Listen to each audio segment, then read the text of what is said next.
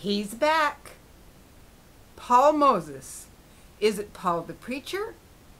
Is it Paul the musician and singer? Is it Paul the humanitarian? It's all of those things, but tonight especially, it's Paul the poet. Please welcome Paul Moses. Once again, Paul Moses. I'm very proud to present to our listening audience, Paul Moses. Once again, he's with us with his beautiful poetry. Paul, what would you like to share with us today? Well, first, Rebecca, thank you once again for the chance to be on your show. And as usual, I would like to start out with a poem. Now, this poem is a reflection of my studies on comparative religion, though some of the Hasidic rabbi scholars and our writers like Pierre Teilhard de Chardin might not view this as totally a spiritual intellectual poem. But this is entitled The Beatitudes. Blessed is the cat who catches the gophers in my yard. Blessed is the woman who owns the cat who catches the gophers in my yard. Blessed is the dog who guides the blind man down the street. Blessed is my friend Foxy, the little dog, who did not kick me out of the bed he and I were sleeping in. Blessed is the seagull who missed my hat so long ago. Blessed are the sparrows which eat the spiders off my little cottage. Blessed are the salmon which feed the native peoples. Blessed are the plankton, and may they live forever. Blessed are those who still love to waltz, and that in the midnight moonlight. Blessed is my niece Cindy, and may she sing and laugh forever from the depths of her heart. Blessed are those who are trying to return to the 9th Ward. And blessed is my grandfather, and may he watch the ducks land forever. Amen. That's the Beatitudes. All right. Now, much of my poetry is about people. This poem is about a beautiful woman I knew years ago when I lived in the city of Riverside. And I met her in this little club I used to go to that was in a really nice hotel in Riverside. And we would go there to listen to this little jazz trio that came in there. They were called the Clarence Daniels Trio. And she related the story to me of how her husband had died some years before, and that her son had rheumatic fever and had major disabilities from that. So this is called Ruth by the Sea. This is about her. Sea mist rises up, floats in the air, falls down, forming crystal teardrops in your hair. Your dark eyes blink, glistening as the tide rolls in. Moonlight reflects off the water against your brown skin. You walk silently, endlessly searching along the shore, trying to recapture a moment with someone you knew 10 years before. Your heart beats in rhythm with the waves lapping at your feet, wondering if it should go forward or forever retreat. You feel him near, the one whom you pressed to your soul, who during moments of sorrow and joy made you feel whole. Life's breath moved in and out of you as you both made love, while magic darted around your spirits like the dove. Now he is gone, and to where I do not know. Still nothing can stem the tides of your tears as they flow.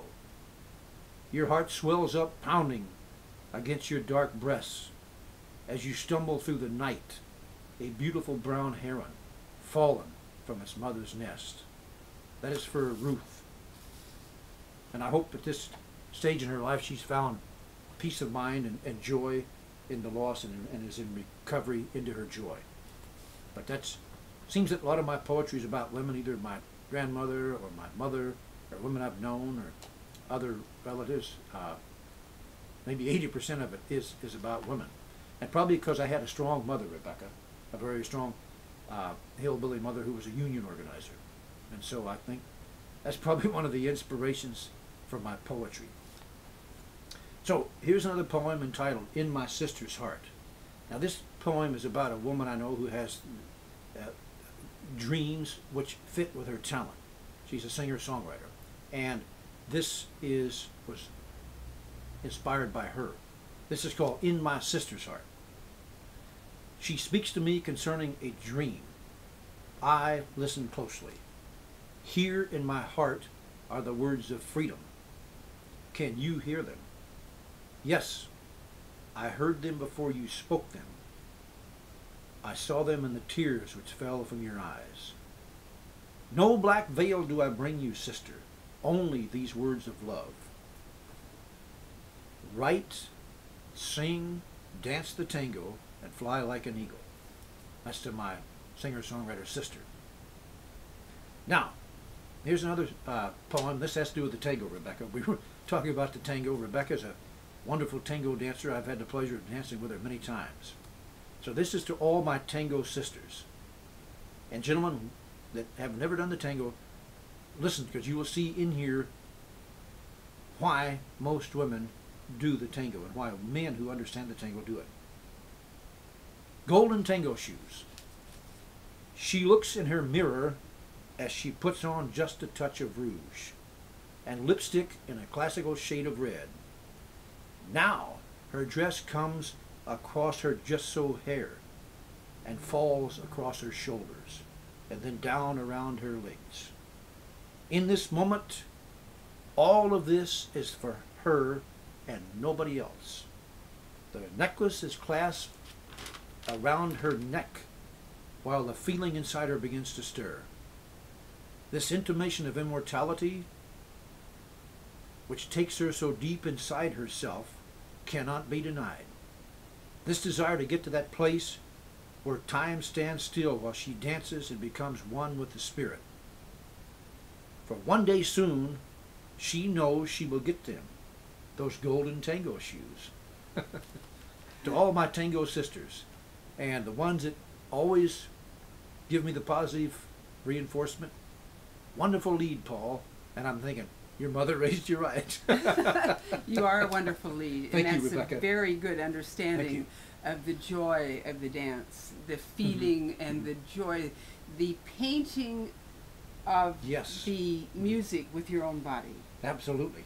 The flow and the sharing of that spontaneous joy with someone that understands that music and plays the counter role. Yes. For even 3 to 5 minutes of spontaneous absolutely fun. Totally, absolutely. Joyous fun. And a the release tango. of good endorphins. Very beautiful. So, you know, we have myriad ways of looking at women, looking at poetry, women looking at men, and so forth. Rebecca herself is a wonderful poet and writer, screenwriter, storyteller, book writer. And this poem is inspired by a young woman who is a poet and an artist. And I had the pleasure, I met her in a coffee shop, and she invited me up to visit her and her boyfriend up in Oregon. And he was a wonderful fire arts artist, and he was building a house out of a church that he purchased. So we went out one afternoon and read poetry to each other, and this poem is something that she inspired, and about her relationship and so forth, and about young women's desires to have that relationship with a man who treats them a certain way, but with the desire not to lose herself in this relationship. This is entitled Breath of a Woman. She looked at me, speaking with even breath. My heart, spirit, and soul are becoming one. Hold them lightly, or they will all fly away from you. For I have danced with the goddess in the cold mountain air. I have walked with the angels in the painted desert sunrise. I have skated on stones while the water nymphs crossed the river rapids. I have swam with the dolphins, laughing at dawn over a red sunrise. I have comforted the hearts of all mothers, of dead warriors, till they fell down to pray for peace on earth. I have cried blue cheers in the stillness at midnight, for my heart's longing for love, and not just in loneliness. I have waited for the muse to come calling, only to be stood up, while I was yearning for my spirit to be caressed. I have sought to mold the face of the goddess out of clay, while all the time praying not to form a graven image that would crumble into the dust. I have written a letter to my lover, hoping he would listen from the deepest part of his being, only to rip it to shreds, knowing the words would fall on deaf ears. I have longed to be touched by a lover the way that a woman touches her roses in the early morning dew. And I have seen the icons and idols of my youth shatter into 1,000 pieces, fall to the ground, and then reform into an endless circle. That's Breath of a Woman, Rebecca.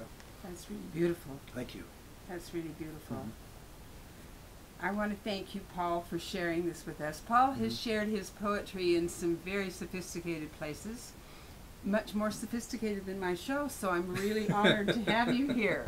Honored to be here, Rebecca. And he is a musician, and he is a singer, and he is an Argentine tango dancer as well as other dances. Mm-hmm. And he is a mighty talented gentleman. He is also a scholar of religious studies and people behavior patterns and many other things, which we will go into his accolades at another time. Thank you so much. Thank you, Paul. Rebecca. Pleasure Thank to be here again. Thank you.